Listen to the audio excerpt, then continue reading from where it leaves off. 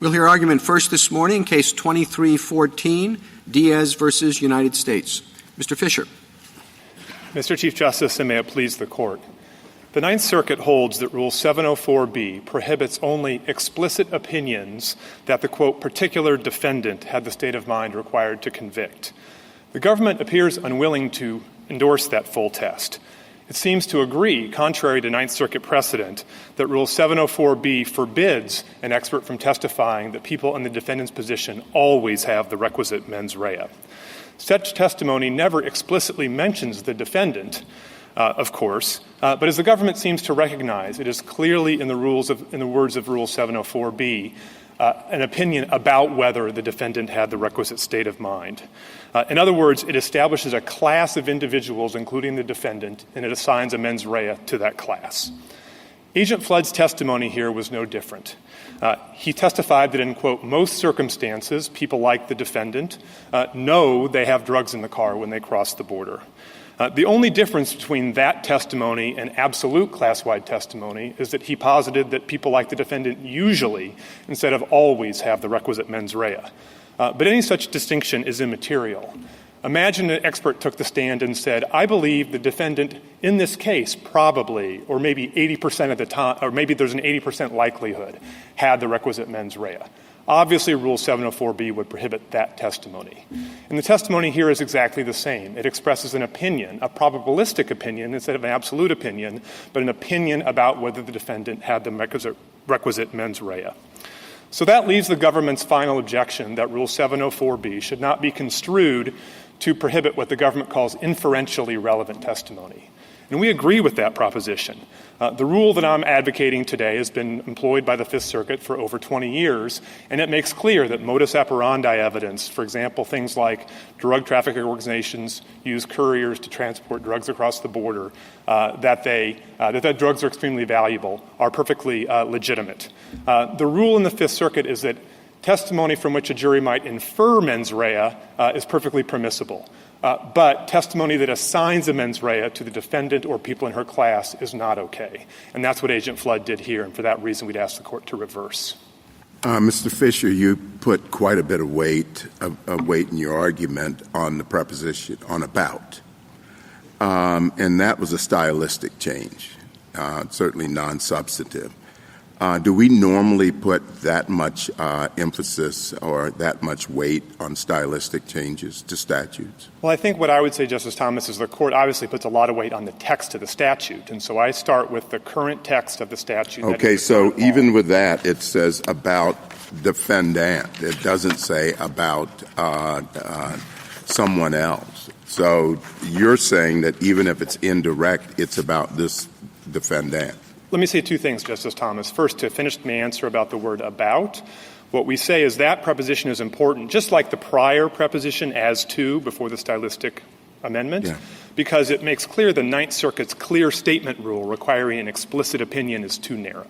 So that's what the preposition about does. Now, you also asked me about the defendant, and our position there is very simple, is that that word covers either a direct statement about the particular defendant or a statement about a class of people, including the defendant. I don't think the government disagrees that the rule covers a statement covering, that the rule covers a class of people, including the defendant, as long as it's stated in absolute terms.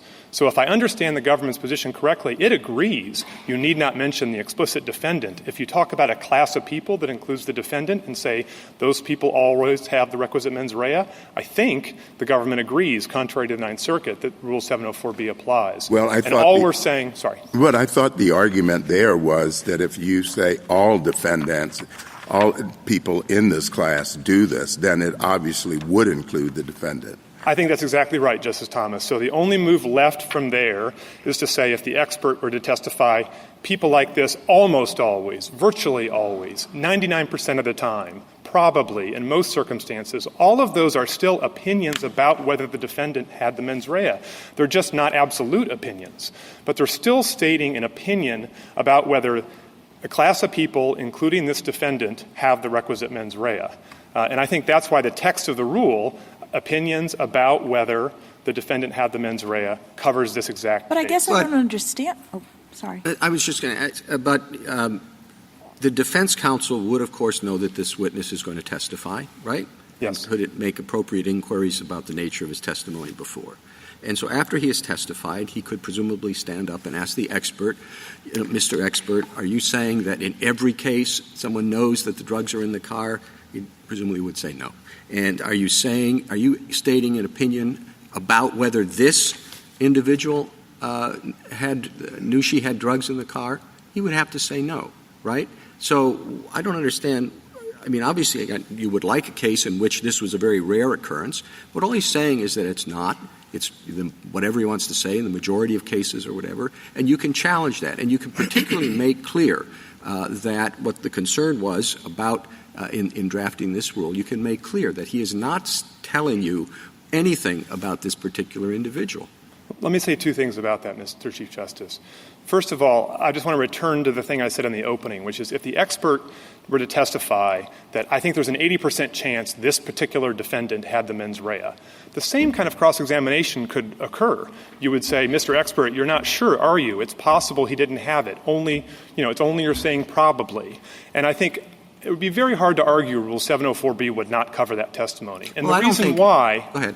I think the reason why is because what the drafters of the rule cared about was not an absolute versus probabilistic opinion. What they cared about was the expert assigning a mens rea to the defendant or a class of people like the defendant. In other words, it's the subject of mens rea that's off limits, not I don't absolute know that testimony. I certainly don't have experience in trials, but I don't know that – could he really say there's an 80% chance that this individual had drugs? I think he would have to say more generally that 80% of the people that I've studied or whatever have drugs. I don't know that he can ascribe – maybe he shouldn't be able to ascribe a number to this individual. Well, because they may well be situations, and again, the defense counsel can bring them up, why this person would not be like the typical individual that the expert is testifying. Well, after Rule 704B, of course, the expert couldn't. But I think before Rule 704B, an expert could say, for example, an expert could say absolutely, as happened in the Hinckley trial, I believe this defendant did not have the capacity to tell right from wrong, so therefore he was insane. And I think Congress would have prohibited that in Rule 704B, just like it would prohibit the expert from saying, I think most likely Mr. Hinckley was insane and couldn't tell right from wrong. And whether you say that in terms of a percentage or just a verbal locution that's probably, usually, most of the time, almost certainly, any of those things would be covered by the rule because they're all an opinion about whether the defendant had that mens rea. Mr. Fisher, the Ninth Circuit's rule is clear. Your rule, to my mind, is unclear. I still don't understand it. If you don't think that anything from which the jury could infer mens rea is barred by 704, then I don't know where you draw the line. Well, Justice Alito, I think it might help to understand what you have to decide in this case if I give you a quick preface to that answer. No, just give me what the rule should be. The rule should be that any testimony that the jury would naturally understand as expressing an opinion about the defendant's mens rea is covered by Rule 704. So that if it's relevant. All right. Suppose the expert is asked, how many cases do you have personal familiarity with in which a person drove across the border with a large quantity of drugs hidden in the car? 83 cases. And how many of those cases did the person driving the car know that the drugs were there? 83. Is that barred? I think that would be barred because it would be equivalent of saying defendants in this position always have the requisite. Well, it's just a statement of fact about his what he has personal knowledge of. Well, remember the expert testimony here, and this is at Pet App 13A, was admitted as an expert opinion about whether the defendant had the requisite mens rea. There's an opinion evidence. All right. Well, this isn't okay. So it would be okay if it's not opinion evidence. Well, I think it functionally would be opinion evidence, regardless of whether you characterized it. But Justice Alito, I think it might help the conversation if I explained. The Ninth Circuit's rule raises really two questions. One is the expert testimony about mens rea, and is it about the defendant?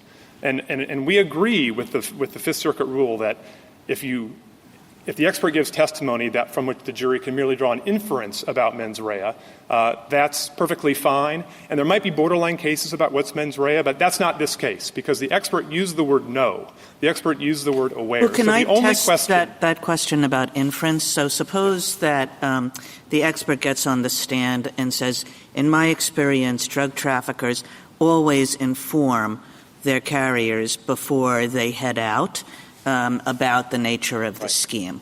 Would that come under your rule or would it not? I think it would probably barely fall outside of our rule, Justice Kagan, but you have identified an edge case. But the reason why it wouldn't fall in... Like, I sort of expected you to say that because it's very much like the example in your reply brief about tax lawyers being taught something. So this is drug couriers are being informed about the nature of the scheme. So if you say that, I don't really understand what the point of your rule is. Well, I mean, it just suggests that all the expert has to do is, tweak the way he says something and the exact same testimony can come in. So let me say the rule and the reason why I gave you the answer I did. Remember, the rule talks about not just any mental state or not facts that might lead to a mental state, but it talks about the mental state of the element of the crime to convict. So here that mental state is knowing, and that's what the expert expressly said.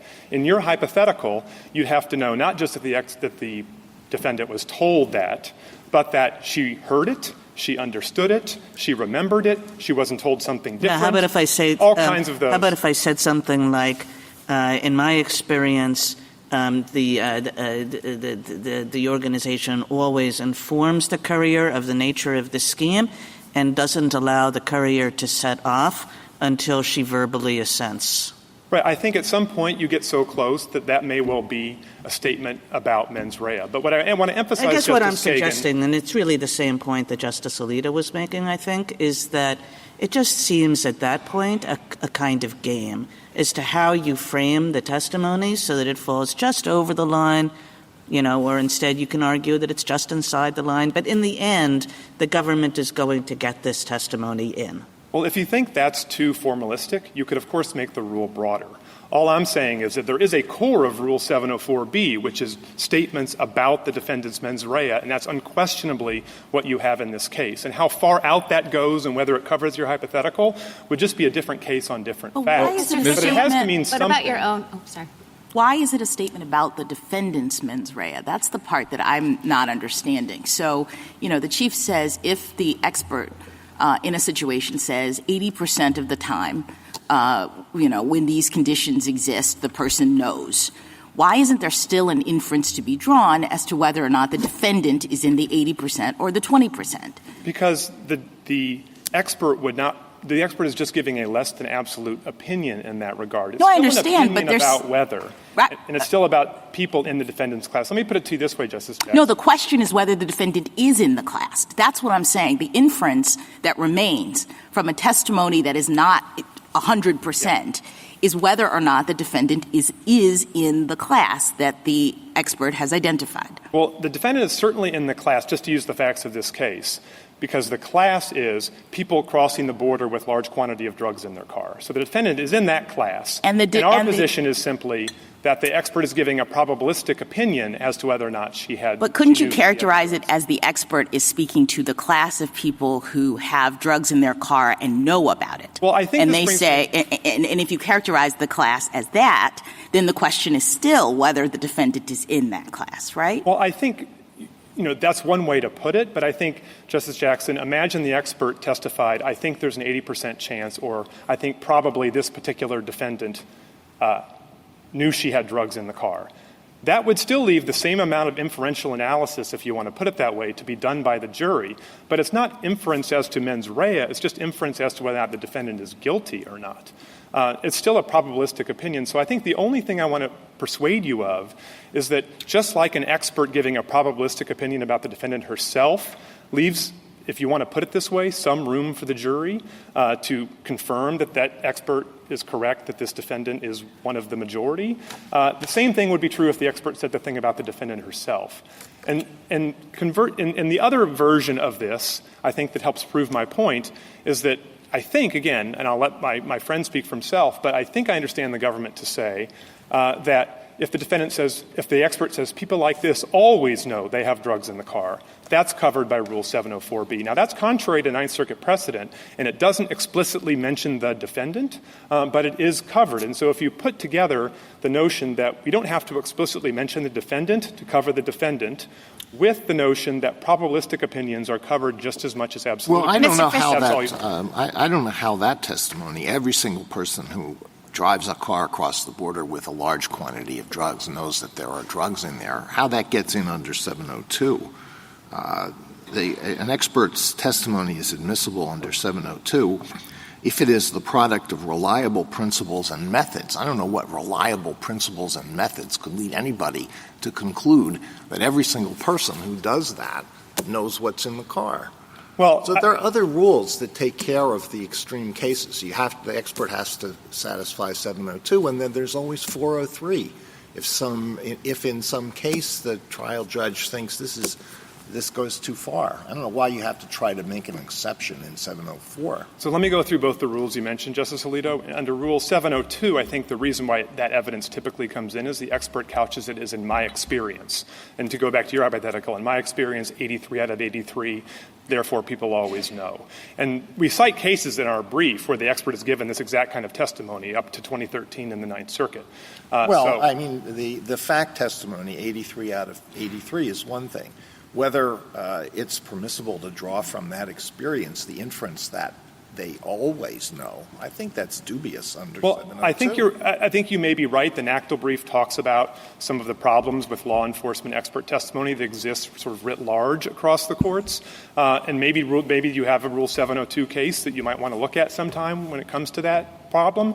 But I don't think you need to do that here because Rule 704B is the finer-grained rule that deals particularly with mens rea. Mr. Fisher, 704 is party agnostic. And so what's going to be good for the goose here is going to be good for the gander. And I would think that would mean that if we're going to allow this testimony, that defendants are going to be able to hire former DEA agents to come in and say, well, there's an 80% chance that drug mules don't know. Is that the world we're going to invite if we find for the government? It would certainly be allowed, and whether defendants can find those experts is maybe a different question, but certainly... in my experience, it's not too hard to hire an expert witness.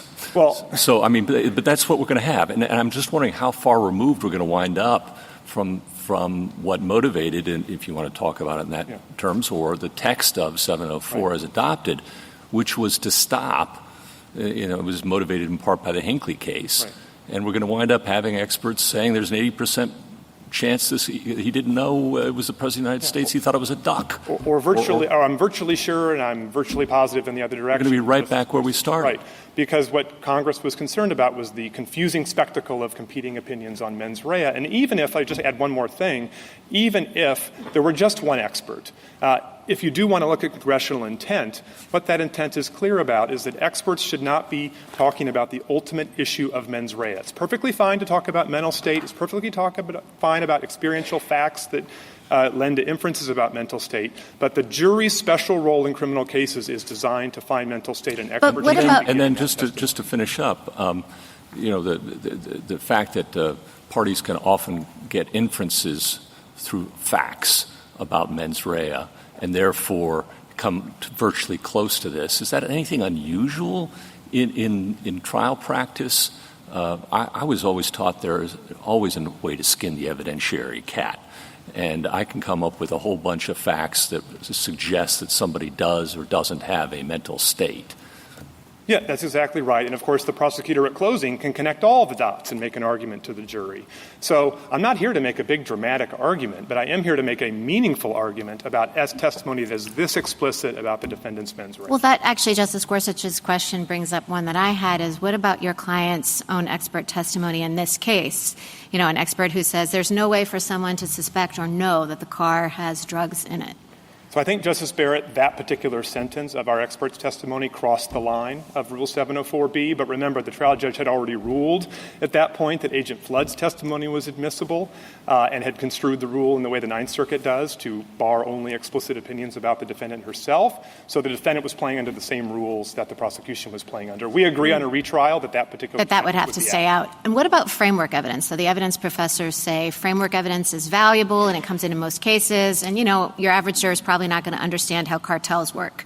So it would be valuable, I would think, to say things like, well, cartels like to know where the car is going to be parked on the other side of the border so they know where to find the drugs. This is the value of the drugs. So this is how cartels do it. So the evidence professors say this would be a terrible rule because framework evidence is valuable. What rule do you see for the framework? The professors just misunderstand our rule. And we're, again, not advocating something out of thin air. It's the Fifth Circuit's own doctrine that we're advocating here. And that doctrine makes clear all the stuff you just posited. It's perfectly admissible because, again, there's no statement about mens rea in those sentences you just read me. They're just facts in the world that make it highly likely or unlikely a person had a mens rea, but it's not statements about knowledge, to use the mens rea in this case.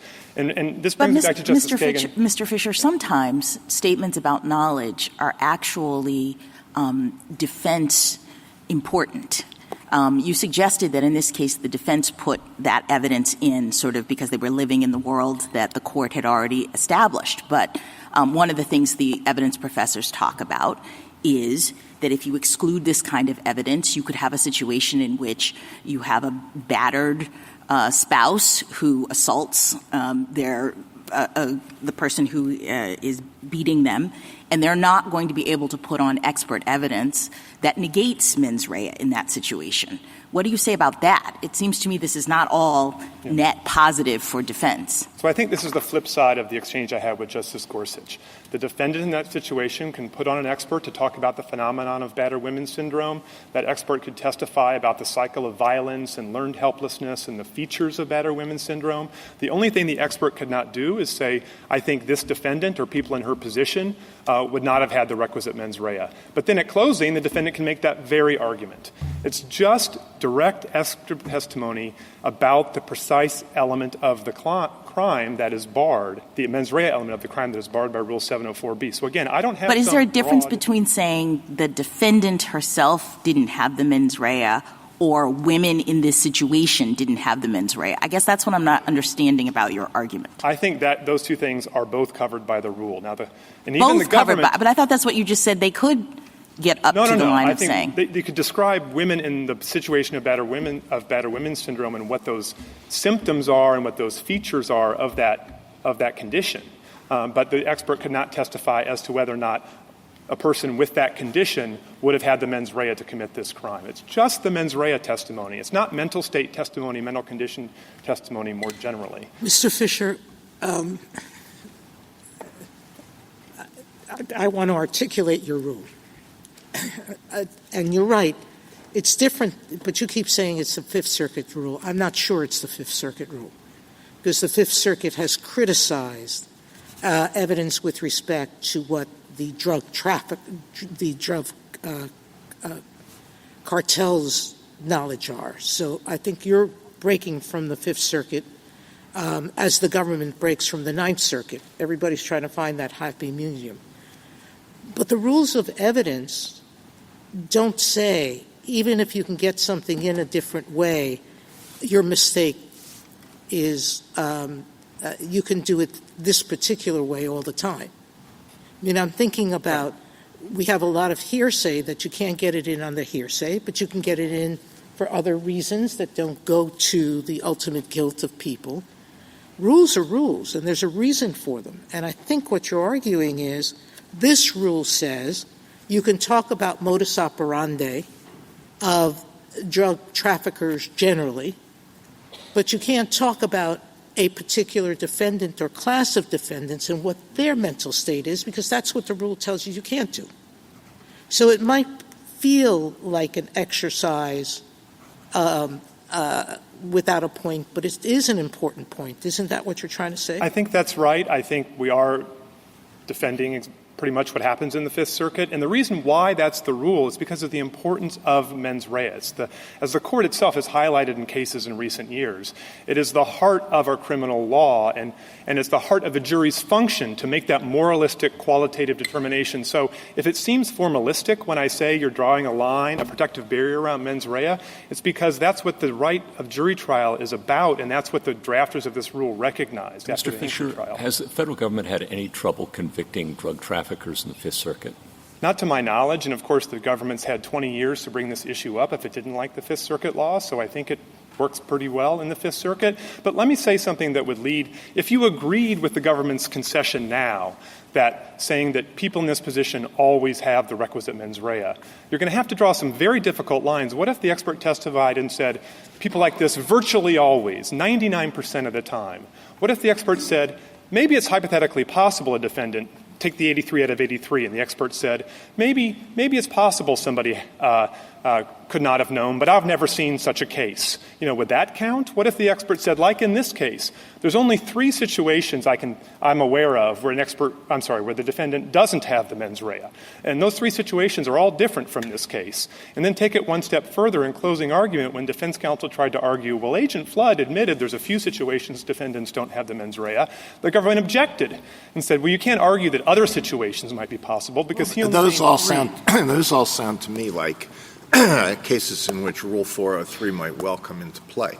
Well, remember what the Ninth Circuit says about Rule 403 and Rule 401 is that this testimony goes to the heart of a blind mule defense, like in this case. So it's the exact opposite of being irrelevant or unduly prejudicial. No, it's relevant, but it has a highly prejudicial value, and maybe it would be excluded by a lot of trial judges. Well, I think the government's position is in line with the Ninth Circuit, and we concede there's force to it, that this evidence is damaging because it's so directly relevant to the defendant's mens rea. That's the problem with it.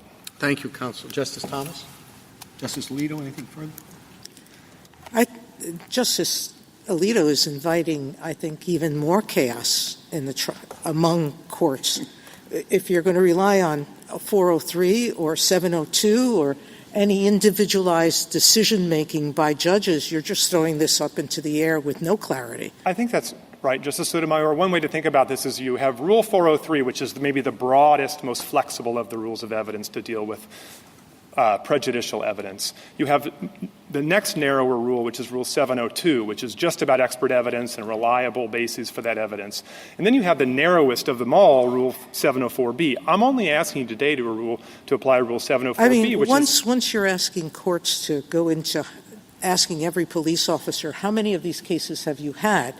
And when am I going to decide that 10 cases is not adequate, but 83 might be, when there's 550,000 drug arrests? Is 83 enough? I don't know the statistical answer to that. Your rule is much simpler, isn't it? I think it is. If you're going to talk about a defendant and what a defendant is thinking, that's off limits. If you're talking about modus operandi of what others do or don't do, that's okay. Right. So my rule has 2 components. One is it about mens rea? Unquestionably, yes, here, because the expert used the word no. And is it about the defendant? And our rule there is very simple as well. Directly about the defendant or a class of people including her. That's the full scope of And what is permissible, as you said, is if a expert says drug traffickers prefer to hire people that the traffickers know and trust than to hide the drugs in a stranger car, or drug traffickers want to know where the car goes, so they're going to use a GPS or something like that. That's modus operandi. Descriptive modus operandi evidence that does not speak to mens rea directly is perfectly fine. And Justice Sotomayor, let me add one thing to what you were talking about, because I think it goes back to the Chief Justice's question about cross-examination, and maybe Justice Alito's question about Rule 702 as well. If the expert testified either on direct or cross, look, this is my experience across most cases, but I can't tell you anything about this particular defendant because I don't know anything about this defendant, whether or not she had the mens rea, then you would have a real objection under relevance or Rule 702. Of course, you had nothing like that in this case. So the plain implication to the jury was not just most people like this have the mens rea, but I believe this defendant has the mens rea. Justice Kagan? I feel as though I should offer a bit of my time to Justice Alito to respond to being a chaos inciter. I'll ask Mr. Guarnieri about that. What was my question? Here's my question. You've relied quite a number of times on the government's apparent concession that the 100% case would come out your way. Yep. I took the government to be hedging on that question. I'll just tell you, we'll find out soon enough. But if the government is not, in fact, taking the position that you took about the 100% case, what changes in your argument? I mean, how much of your argument relies on that supposed concession? I'm not trying to rely on the concession as such, and I think you're right. There's a little bit of hedge in the brief, fairly, so you can ask him. But I think it is a correct statement of law, regardless of who says it or why, that saying everyone in this position has the mens rea is the equivalent of saying the defendant in the courtroom has the mens rea. It is a class of people that necessarily includes the defendant. So there's really only two things you have to decide in this case, Justice Kagan. That's the first thing, is that when you move from the defendant to a class of people including the defendant, whether you're still within 704B, the answer is yes. And the second question is whether, if that opinion is stated in probabilistic terms instead of absolute terms, you're still within 704B. We say yes. At that point, you're done. And you can leave for another day, modus operandi versus direct statements of mens rea, because you have a direct statement of mens rea here. Justice Gorsuch? Just wanted to explore a little bit further your response to the Chief Justice. The 80% he comes in and testifies, 80% no, but admits that he doesn't know about the defendant. How is that evidence in court in the first place? That's what I was trying to say, Justice Gorsuch. I think that if the expert disclaimed any knowledge whatsoever about this defendant and any inference that might be drawn from his overall experience or from his probabilistic opinion, then I think the defense counsel would rise to object and have a very good ground to exclude that opinion. But that's not what happens here. Whether it comes out on direct or cross, it wouldn't make any difference. That's right. And he shouldn't be in court. The only reason the government is offering this testimony is because the expert is implicitly saying, I believe this defendant probably falls within the group. There's no disclaimer here that the expert is offering. And that's the whole point of the testimony. So if I could say one other thing, Justice Gorsuch, that is underscored by Agent Flood's answers on cross-examination, that there's only 3 possibilities that I'm aware of where the defendant does not know they have drugs, and those possibilities are all different from this case. Right. So we add that all up, and the expert is effectively saying not just most people, but this person, by logical implication, knew she had drugs. Correct. And so in this case, the only implication is she knew. In the other cases we've been discussing of 80% and I don't know, then you've got a Daubert problem possibly, and we're going to have to tackle that in the next case. I think that's right. This is the easier case in that sense, too. It's not just a most case. It's a most, and the only situations I can think of are something else. So therefore, you get to all by the totality of the Agent Flood's testimony. Whereas down the other road, we're going to have a bunch of Daubert questions. We're also going to have how much probability is enough probability questions, too. You could. I think the better rule there is that when it comes to Rule 704B, any opinion No, I of any understand your probabilistic- view, but if you Yeah. should lose, Yes, you we're going to would. have Daubert questions Yes. and we're going to have probabilistic questions about how much probability is enough. Exactly. 99%, I'm virtually certain, but I can't guarantee. All these kinds of verbal formulations would be borderline cases. Justice Kavanaugh? On the text of the rule, that seems to be a problem for you, just in my view. And then you rely heavily on the government's saying, well, even though the text only says that it prohibits expert testimony that this defendant had knowledge, that may also prohibit testimony that all defendants in the class always have knowledge. And you seize on that, understandably. Mm-hmm. But then the key move in your argument, I think, is that always means the same thing as usually. And that's just not true. Oh, I agree that's not true. So there's 2 steps, Justice Kavanaugh. So the first is whether the defendant, to use the text of the rule, covers a class of people including the defendant. And I think the answer is yes. And I could just give you a couple more examples. If somebody was trying to figure out what a member of this court thought, and somebody answered, well, Supreme Court justices always think X, that would be a statement about whether that particular justice had a particular state of mind. And then the second step is whether the always versus probably matters. It matters in some sense. It's a degree of certitude. But to go back to the text of the rule, it is still an opinion about whether that justice has something in her mind. So to say, if you're trying to figure out what some justice thinks and somebody says, justices usually think X, that is a statement about whether the justice has a particular state of mind. Now, it's not absolute, but it goes to the nature of expert testimony. How is testifying that usually, how is that an opinion about whether the defendant did have a mental state? And it's opinion about whether the defendant did or did not have the mental state. So did or did not covers the full scope. Yeah. And I think an opinion can be absolute or it can be probabilistic. Take the example we give in our brief where a therapist, after interviewing a patient, says, people don't usually have trouble getting out of bed unless they're depressed. Well, that's not a direct statement about that individual, but in context, we understand it to be saying, I think you're depressed. We've talked a lot this morning, Justice Kavanaugh, about the nature of expert testimony. Expert testimony is rarely absolute. I think a couple of you have pointed that out today. It's usually a probabilistic opinion. So to go back to the Hinckley case, if the expert had said, I think John Hinckley was probably insane, he probably couldn't tell right from wrong, that wouldn't be an absolute opinion, but it would have to be covered by Rule 704B. And the only thing I'm trying to persuade you of today is to say most people in Hinckley's position wouldn't have known right from wrong is exactly the same statement as saying, I think Hinckley couldn't tell right from wrong. Thank you. Justice Barrett? So I just want to be sure that I understand how we would articulate your rule if you win. So you brought up your depression example. So on page 18 of your brief, in that same paragraph, you talk about the example where, high school seniors generally know the honor code. Mm-hmm.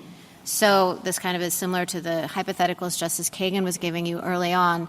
What if I said, so that falls outside of your rule because it refers to knowledge? No, right?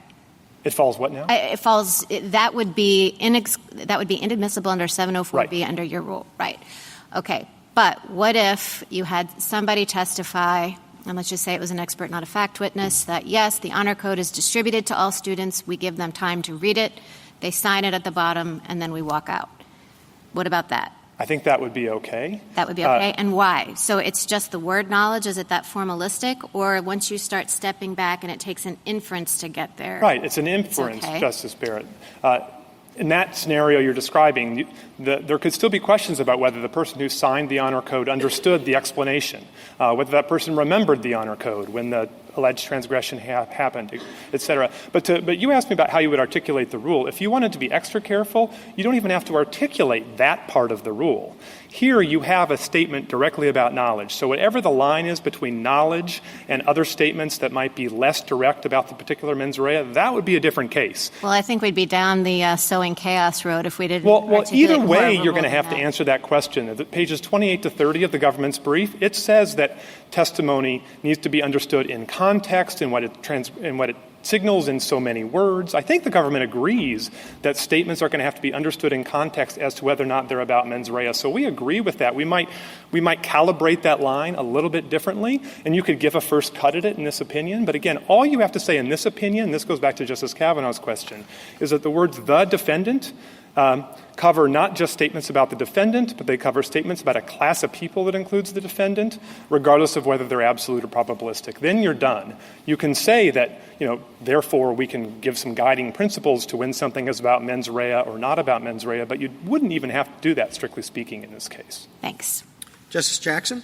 So I guess I'm still a little confused about how your rule works. I apologize for that. But Justice Sotomayor suggested that you're saying that expert testimony about modus operandi and actus reus is fine to come in, but expert testimony about mental state is not.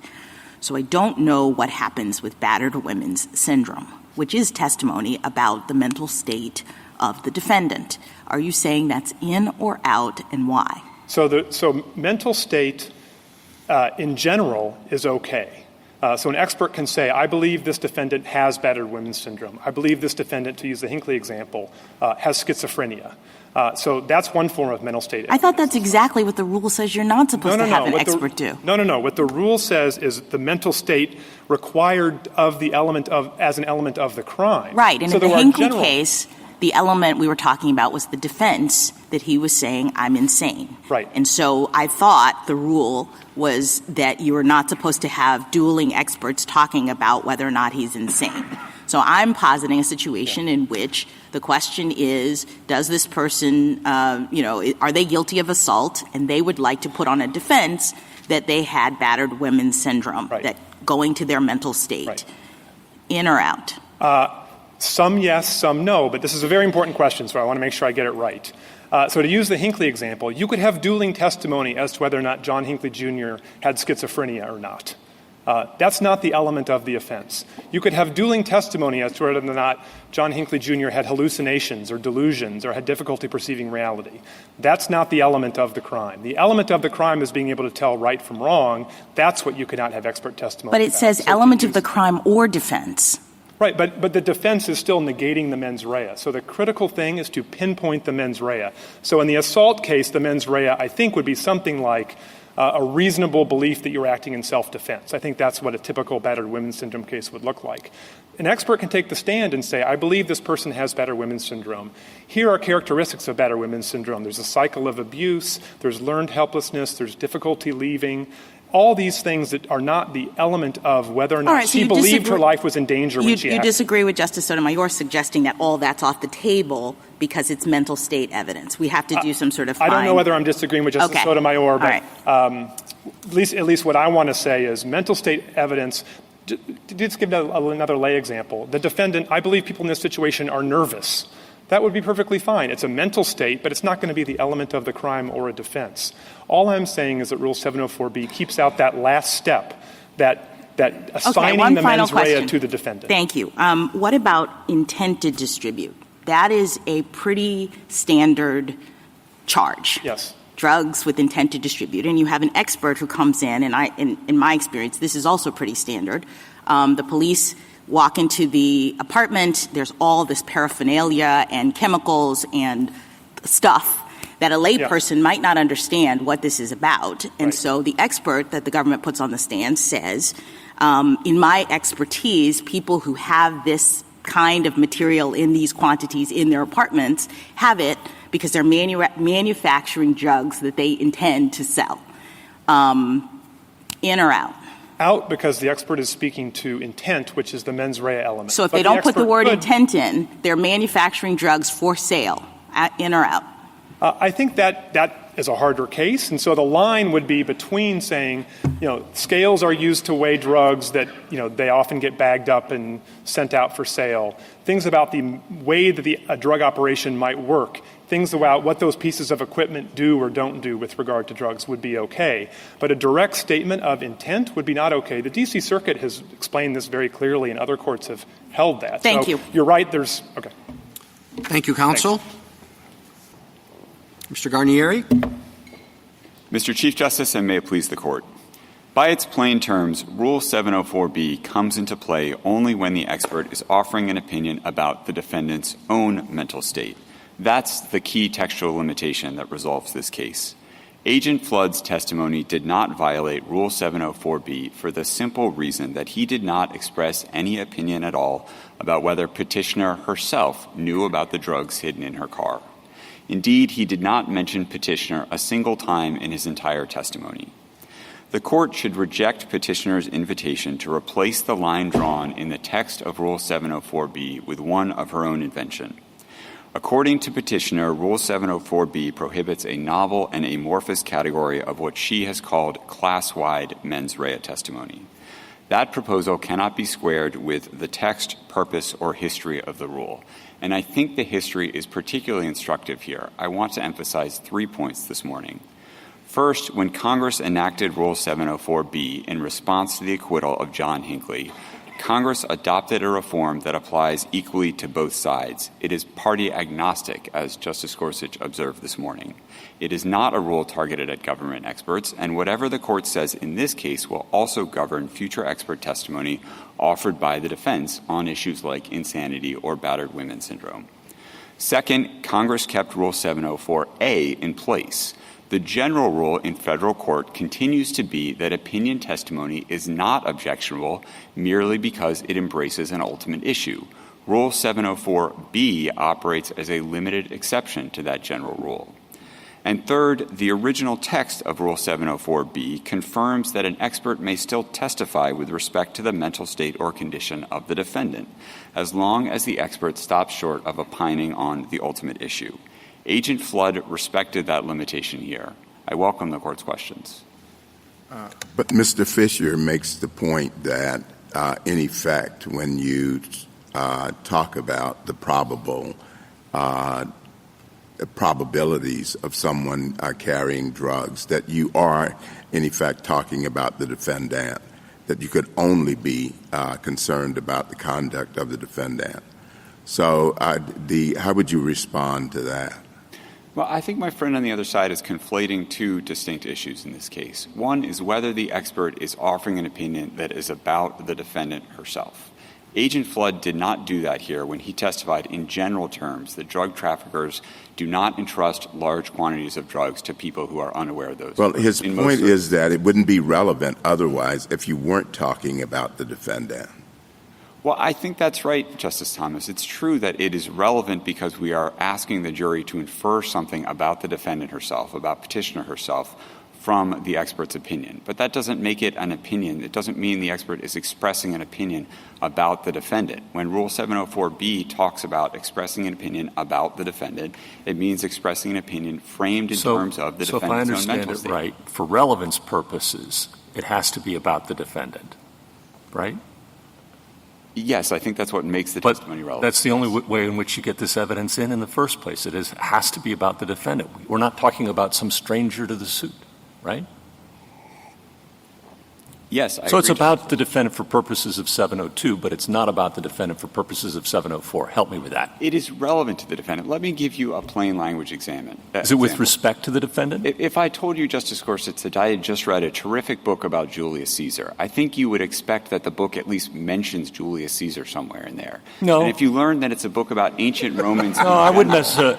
It can be about his times and his place and the Roman Empire of the era. I think that's exactly right, and that's my point, Justice Gorsuch. And I'm drawing an inference about him. That's right. That's exactly right, and that's how we think the rules You operate want you want the jury to draw an inference about the mental state of this defendant, don't you? Yes, we are offering the testimony because it is relevant to the jury's assessment of petitioner's own mental state. But that doesn't mean that it is an opinion about the defendant's mental state. If you accept the logic of that argument, a great deal of testimony that I would is think that a great many relevant. district courts would, on that theory, say that this testimony should be stricken on 702 grounds. It's just not relevant. 704B. Is that what you're inviting? No, we are not inviting that, Justice. No, of course not, Indeed, right? The district court in this case, petitioner made a Rule 401 objection to the relevancy of this testimony. The district court overruled it. Petitioner has not renewed that contention in this court.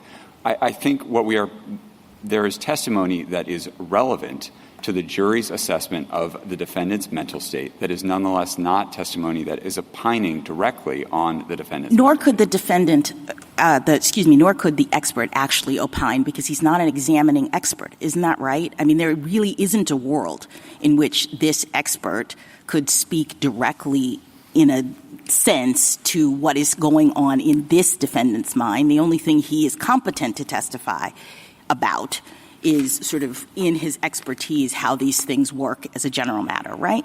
I think that's correct, Justice Jackson. And indeed, in this particular case, Agent Flood confirmed that he was not involved in the investigation of this case when he was asked that on cross-examination. Mr. Guarnier, do you want to first answer the 100% case?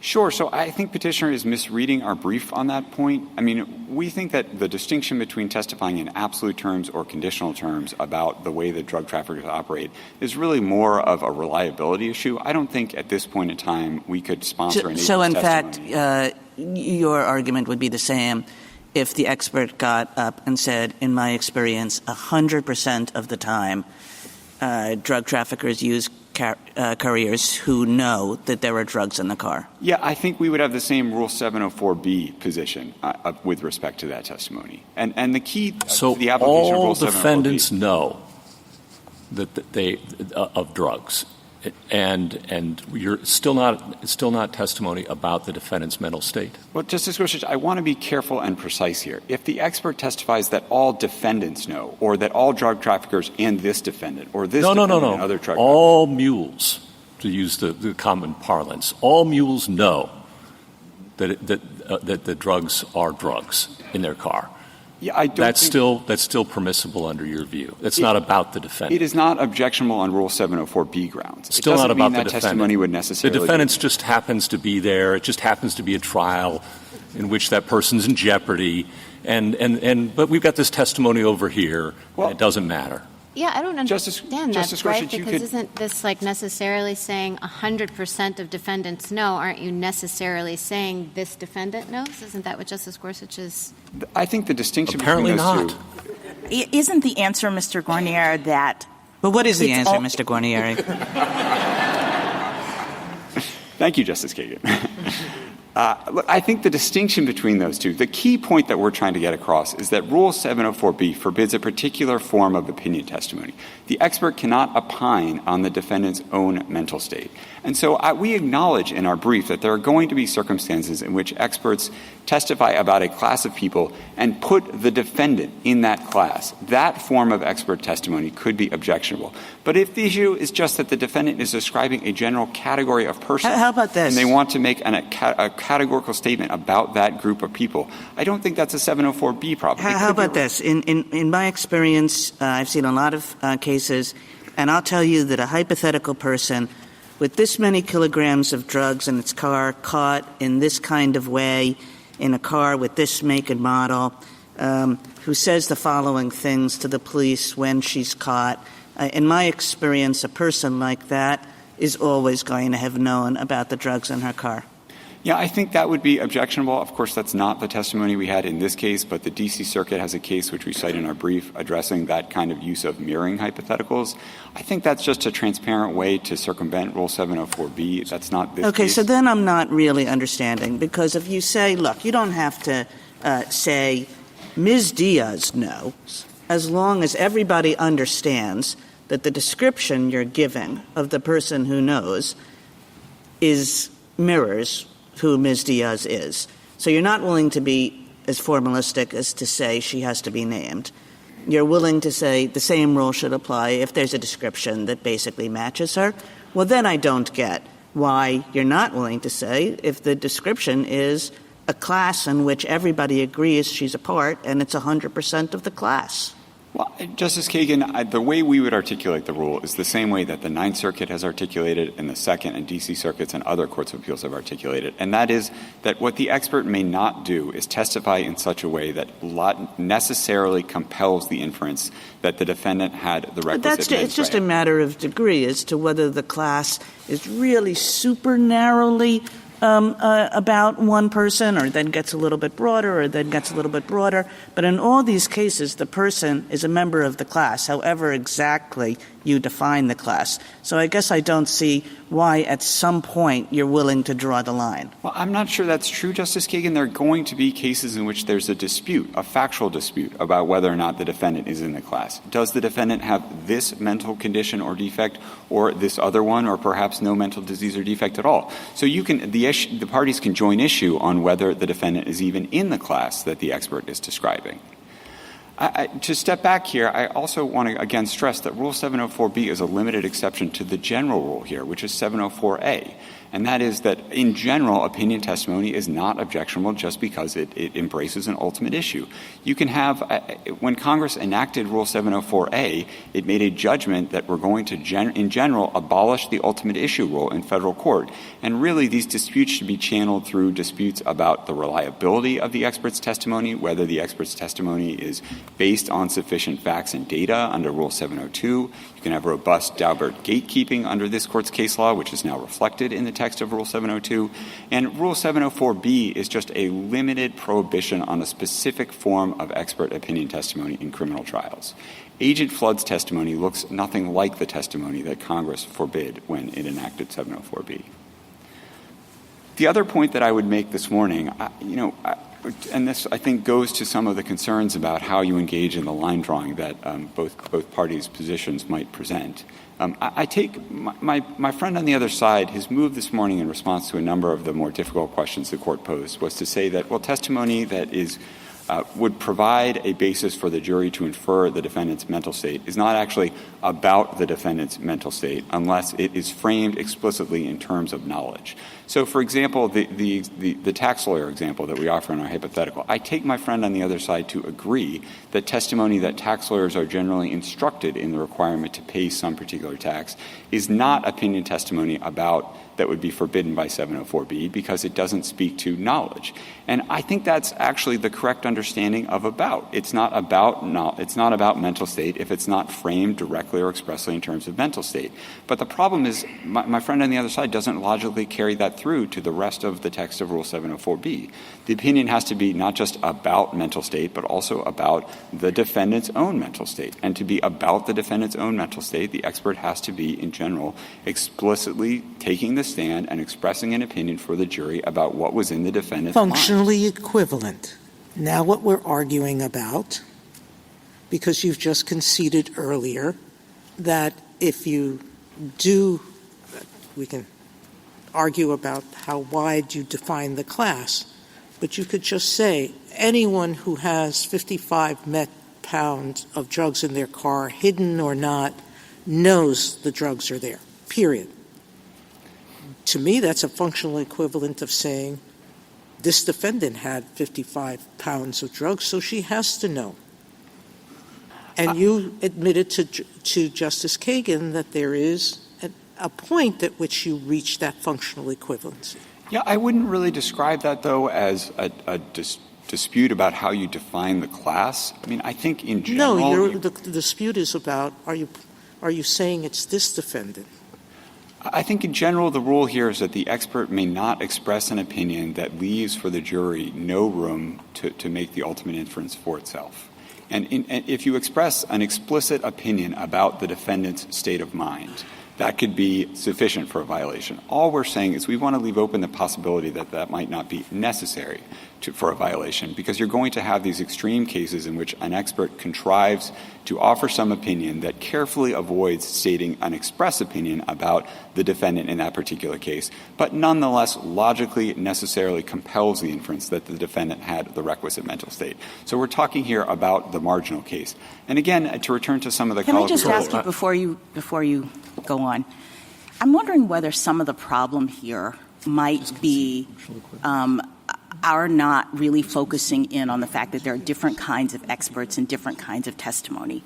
And so to the extent that this rule says that it relates to an opinion about whether the defendant did or did not have a mental state or condition, and it was generated in the context of a dispute about testimony related to the psychiatric or physical condition of a particular defendant, Hinckley, I'm just wondering whether the problem might be that this is really directed at not this kind of testimony, the kind of testimony that comes from an expert who hasn't examined this defendant, doesn't know anything about this defendant, and is talking about framework or, general modus operandi, whereas this rule seems to be targeting the kind of expert who has examined or knows something about this defendant's mental state.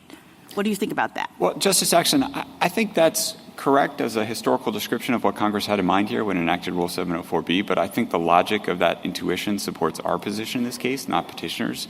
And that is because when Congress enacted Rule 704B against the backdrop of robust public debate about what appropriate testimony, what appropriate expert testimony should be offered in criminal trials involving the insanity defense, it was clear to everyone at the time that Congress was not eliminating all expert testimony in insanity trials. No, of course not. The text of the rule... Isn't the line, I thought in the text, had to do with whether it's an element of the offense or the defense. So, for example, in Hinckley, an expert could still get up and say and opine on Mr. Hinckley's mental state to the extent he has schizophrenia. You can say that. And a battered woman, she has what we would define as battered women's syndrome.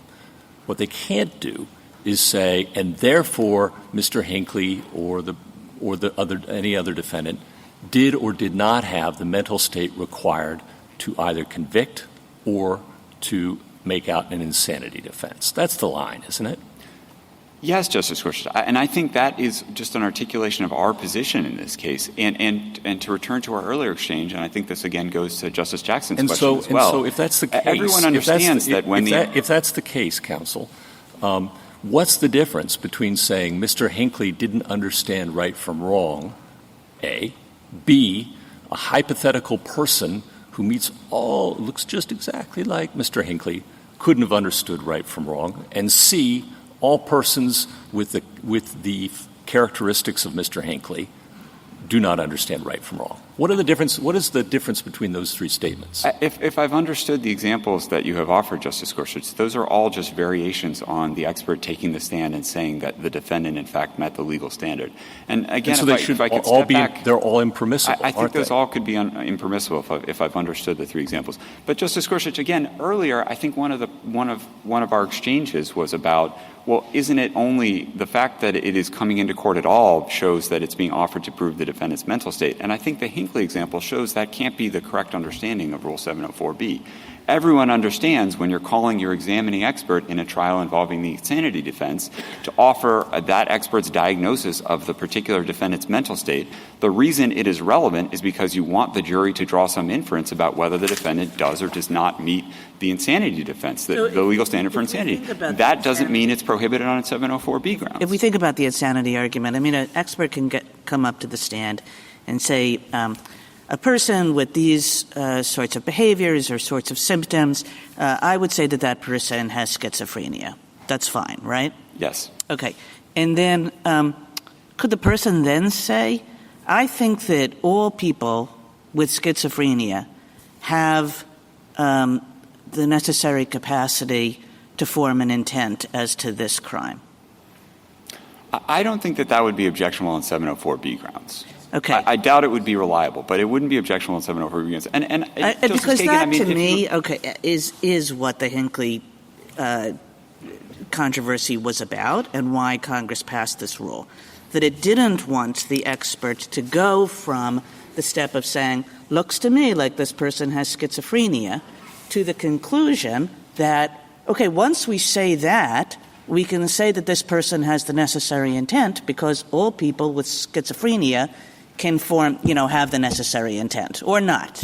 Yeah, I think the problem with the particular testimony that Congress was targeting in Rule 704B is that the expert is drawing an explicit link between the defendant and the legal requirement that the jury has to find. That's what Congress said. No more of that. Well, that is what the expert in my hypothetical is doing, because he's saying this defendant has a certain kind of disease, and I'm going to tell you what people with this disease, whether they're capable of distinguishing right from wrong or whether they're capable of having some other necessary intent for the crime. So he's saying, as a fact of the matter, in his professional opinion, but 100% of the people with this disease are going to have this intent. Yeah, well, Justice Kagan, I think you have just that's a variation on the syllogism that we identify in our brief at pages 28 to 29. If the expert says everyone in this category, if you are in category X, it follows that you have mental condition Y,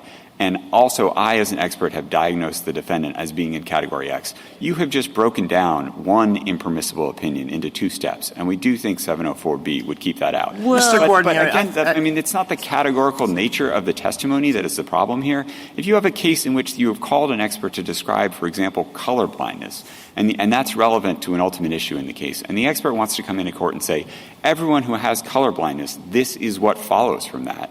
The expert doesn't need to qualify that testimony in order to circumvent Rule 704B. Mr. Guarnieri, you're making this a lot more complicated than I think it has to be. 704B says about whether the defendant did or did not have a mental state or condition, ... It doesn't say is relevant to. The Rules Committee presumably knew what the standard was for relevance, and if they wanted to say that the expert cannot state an opinion, cannot state anything that is relevant to the issue, they would have said so. They would have said so explicitly. And a lot of these hypotheticals, it seems to me, are taken care of by other rules. I don't know how any expert could say 100% of the time this is true. I don't think that's reliable. It's subject to objection under 702. And some of these matters could be handled under 403. I don't know why and then some of them could just be fuel for devastating cross-examination. If an expert says 100% of the time this is true, I think that that would be that might well harm the case of the party who introduces that testimony. But let me ask you this. There are people who think that there's a lot of chaos in the states that comprise the Ninth Circuit. But I don't know, until this morning, it hadn't occurred to me that maybe the cause for this chaos is the Ninth Circuit's rule about 704. Do you think that's true? No, we have not seen any practical problems in applying the longstanding understanding of Rule 704B that we are advocating in this case. And Justice Alito, to your earlier points, I entirely agree with you that many other rules would take care of some of the hypotheticals that we are battering about today. I took the Court to just be interested in how do you define the outer limits of how Rule 704B should apply. Of course, this case doesn't necessarily present any occasion to address those outer limits because Agent Flood's testimony here looked nothing like some of the hypotheticals that we've been discussing this morning. The other point I would make, Justice Alito, and we advert to this in our brief, Rule 702 itself was recently amended in ways that were meant to discourage experts from overstating the certainty with which they could express their opinions on the stand. Rule 702 and Daubert gatekeeping is really the way that you handle concerns that an expert is stating something in categorical or absolute terms that is just not supportable by the facts underlying the expert's opinion. Counsel, have you had any trouble convicting drug mules in the Fifth Circuit?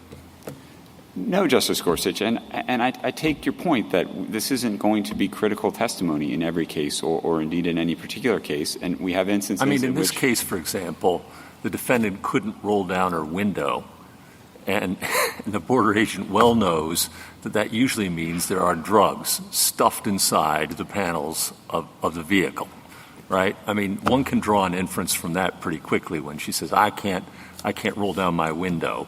I mean, there's in my experience, in the Tenth Circuit, for example, we took as a reliable indication sometimes one contributing factor for a traffic stop was there are air fresheners in the car, okay?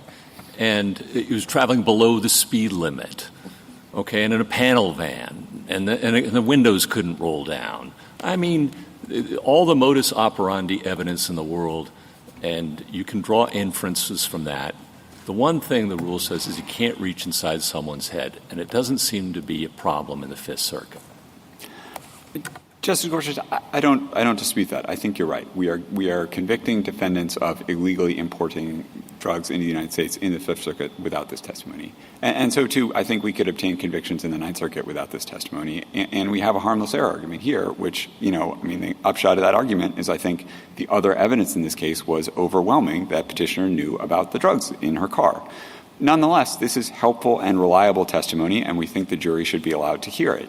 And I think if you're thinking about the case through the lens of, what is sort of the practicalities here, if you adopt petitioner's rule, on the other hand, it's going to open up a host of arbitrary and difficult line-drawing exercises that I don't think he really had persuasive answers to this morning. And so I think that what the Court should do is stick to the text of Rule 704B itself, and Rule 704B only comes into play when the defendant expresses an opinion about the defendant's own, when the expert expresses an opinion about the defendant's own mental state, and Agent Flood didn't do that here. He said in most circumstances, drug traffickers do not entrust large quantities of drugs to people who are unaware of those drugs. He explained why that was true, and he elaborated on cross-examination that, of course, he is aware of some scenarios in which the traffickers may try to use so-called blind mules, and he described the facts of those scenarios, and they don't meet the facts of this case. Everything that occurred here occurred in full compliance with Rule 704B, and we would ask the Court to affirm. Thank you, counsel. Justice Thomas? Justice Alito?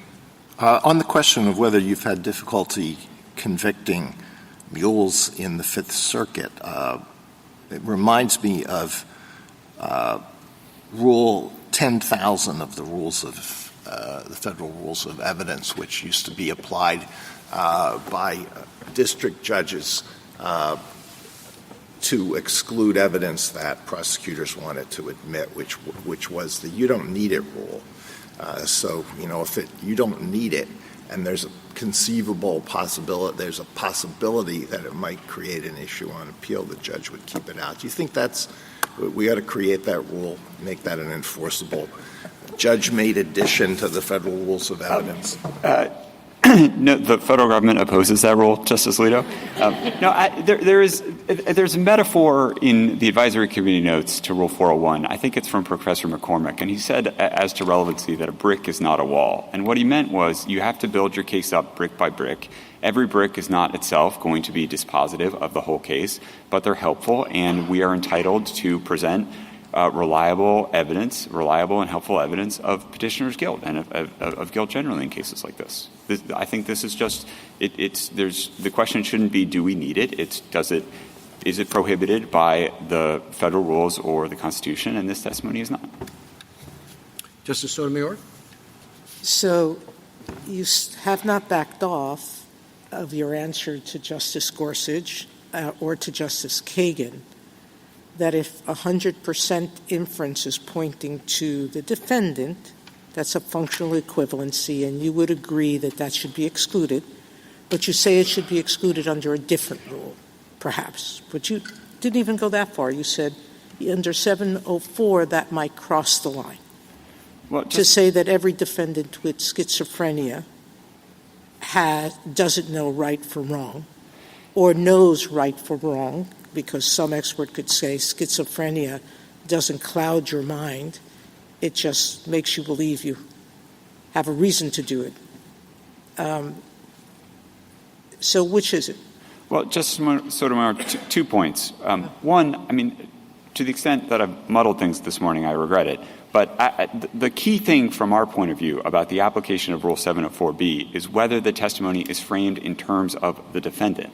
And I think my friend on the other side gets some mileage out of positing hypotheticals where he's talking about, a class that obviously includes the defendant or necessarily includes the defendant and things like that. I think it really does matter whether the expert takes the stand and opines about the defendant in particular. That's really the key dividing line, and that's the dividing line that follows directly from... I think we all agree on that. If he says the defendant knew, that's a violation of the rule. That's right. The question is when he says the defendant, all people who have X, Y, and Z know, you're willing to say if all people know who have X, Y, and Z, then it has to be this defendant, correct? Well, I think the key question from our perspective in confronting a hypothetical like that would be, has the testifying expert himself taken the stand and put the defendant in that class? If all that is at issue is that the jury could infer from other evidence, in order to put petitioner in the class of drug couriers. So how about if he says 99.9%? Yeah, no. Again, 95% no? 90% no?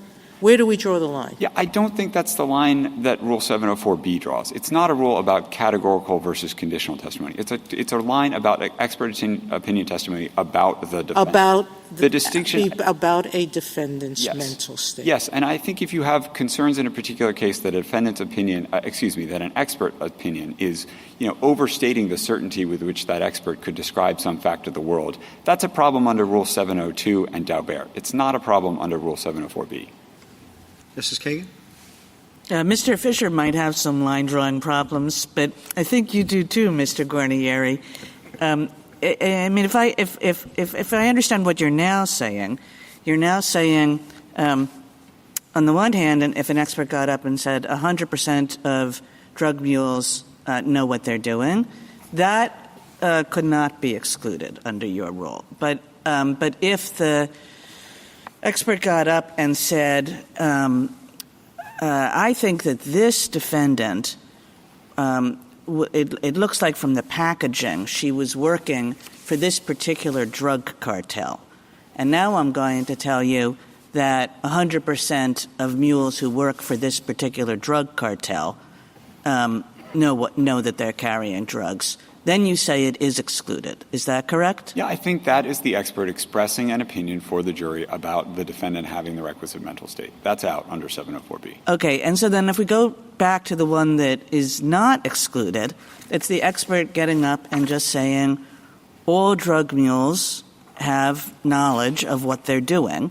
I guess I'm just not seeing the difference between that statement and the other one, because everybody knows that this woman was caught in a car with drugs. So she's a drug mule, and the expert is saying all drug mules have knowledge. So once you're going to tell me that the other is excluded, that should be excluded too. Well, Justice Kagan, let me try and answer that question on two levels. One, just a mechanical level. level. On my level. Well, I think like think the level of the question. Justice Kagan, the distinction between those two is the distinction drawn in the text of Rule 704B itself, which is the expert expressing an opinion about the defendant? And in one, the expert is expressing an opinion, taking the stand, and testifying to the jury, I, as an expert, have concluded, as a matter of my expert opinion, that the defendant had the mental state, the requisite mental state. Rule 704B forbids that. Now, the second level response that I also wanted to offer to your question, Justice Kagan, is I don't really understand. There's a rationality, there's a reason that Congress drew the line that it drew in Rule 704B, and it has to do with the Hinckley trial and the concerns that there's a kind of an expert opinion testimony that is particularly problematic that Congress wanted to keep out, and that's it. Thank you. Justice Gorsuch? I am thoroughly confused. So a hypothetical saying someone in John Hinckley's situation who looks just like John Hinckley but isn't John Hinckley couldn't have had the requisite mental state. That's out. Well, again, it's not this case. Is that out or in? Just out or in? I mean, the so-called mirroring hypotheticals, yes. I think, are out. All right. For a proper understanding of Rule 704B. We accept now I have the expert who says in the John Hinckley case, or the Mule case, just flip it around, all people with schizophrenia cannot form or can form the requisite intent, or all mules can do or do not know. In or out? I don't think that testimony like that would be objectionable on 704. So that's all in. I'm sorry. I'd understood you in prior questions to say that was out. Well, did I misunderstand you, or have you spoken both ways today? I do not think I've spoken both ways. The line I've tried to draw here, and it's the line that our brief articulates, is the expert opining about the defendant herself. Now, why would Congress draft a rule saying experts can't opine about the defendant's mental state after the Hinckley trial and forbid a district judge from admitting evidence about a mirroring hypothetical that looks just like John Hinckley, but still allow in an expert to say nobody in the class in which John Hinckley falls has the requisite mental state? What rational Congress would do such a thing? I think Rule 704B, if you look at the history of the provision, reflects a judgment by Congress that having dueling experts in insanity cases directly opine for the jury on whether the defendant satisfies the legal definition of insanity was unseemly, that it created a public spectacle that undermined the integrity of the proceedings. But you're allowing in all of that testimony. By the experts. You're still allowing in all of that testimony. Well, I think, again, and this... All he has to say is instead of Hinckley or instead of a mirroring hypothetical, all persons in this category. This goes back to an exchange that I had with Justice Jackson earlier. I think it was the understanding of everyone involved at the time, and the text of the original rule reflects that you are still going to have experts who can come in a criminal trial and testify with respect to the mental state or condition of the defendant. Certainly. That's not with respect to whether he has schizophrenia. Sure, whether he has a mental illness, yes, but the text of the rule says not with respect to the element of the crime or the defense. That's right. Okay, thank you. Justice Kavanaugh? On the text, if we stick to the text, that should be our key, right? I think we win this case under the text, Justice Kavanaugh. Right. And are the hypotheticals you've been getting real-world hypotheticals? No, I don't think so, although I will acknowledge that in the Ninth Circuit there was a time when we did elicit testimony that no drug trafficking organizations used blind mules because that's what we honestly believed at the time.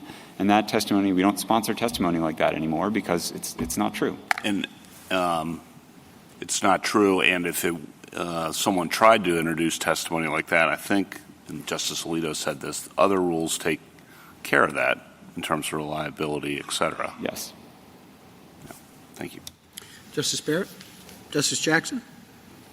guess that drawing a line between testimony about a class or group on the one hand and testimony about an individual happens at trial all the time. Judges are familiar with drawing that line, and I'm interested in the law professors, evidence professors' brief, because they point to one context in which that happens with fair frequency, which is with respect to eyewitness testimony. And they say courts often allow expert testimony regarding factors that, on average, interfere with accurate eyewitness identifications.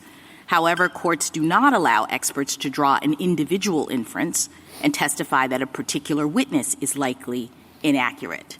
They go on to say because social science research isn't reliably, even though it is itself replicated and reliable, it can't support a reliable statement about an individual case, especially when that social scientist hasn't really examined that individual case. And so judges, they at least say, are pretty familiar with the kind of line. So is this the line you're drawing? Yeah, well, Justice Jackson, I think that brief, the point the professors are making in that brief is that concerns that the expert has testified in some way that overstates the expert's ability to draw an inference about the particular case are not unfamiliar in federal court.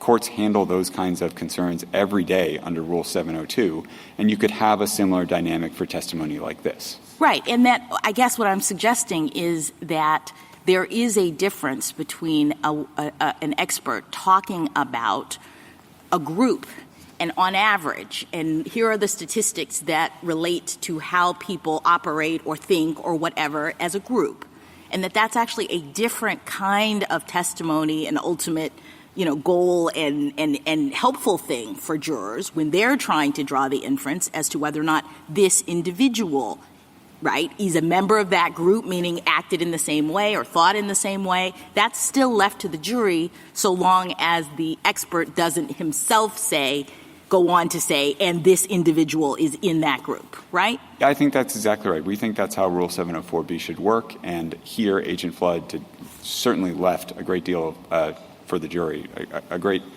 number of the links in the chain of inferences for the jury itself to draw. Thank you. Thank you, counsel. Rebuttal, Mr. Fisher? Thank you. I'd like to start by just making absolutely clear for the Court that the government is not defending the Ninth Circuit's case law on this Rule 704B. So on the mirroring situation the Court has talked about, there's a Ninth Circuit case from 2005 called Younger, where the Ninth Circuit says that evidence is admissible because it does not particularly speak to the defendant, with the defendant in italics in that opinion. So the government there is moving away from the Ninth Circuit's view.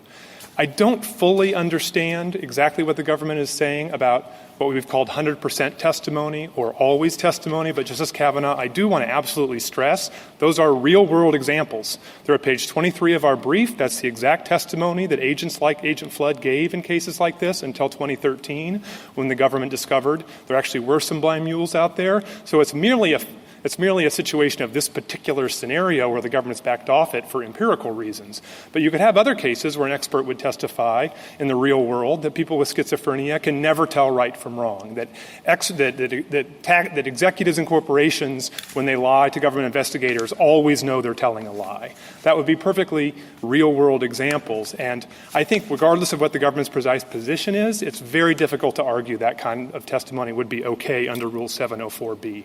Let me give you one last scenario about the government's line-drawing problems.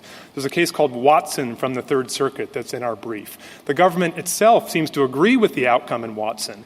In that case, the prosecutor asked the expert, do you have an opinion as to whether or not the defendant here had the requisite intent? The expert says, yes, I have an opinion. People like this generally have the requisite intent.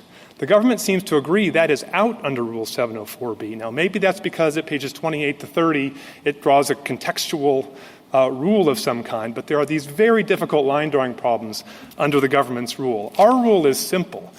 If you talk about the defendant herself, it's covered by Rule 704B, or a class of people, including the defendant. You're covered by Rule 704B. Here, the class of people, Agent Flood is quite specific, people carrying large quantities of drugs across the border.